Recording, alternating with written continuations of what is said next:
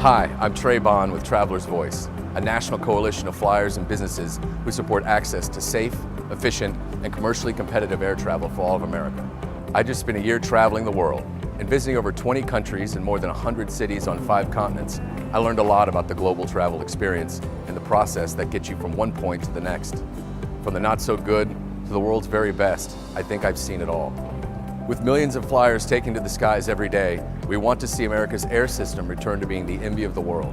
And Traveler's Voice is dedicated to improving air travel for U.S. consumers by supporting policies that create a 21st century travel experience.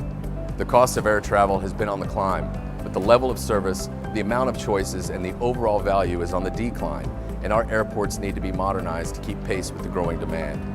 I hope you will join me as we look for solutions in Washington and beyond that will add value, options, infrastructure improvements, healthy competition, and efficiency to our nation's air travel system.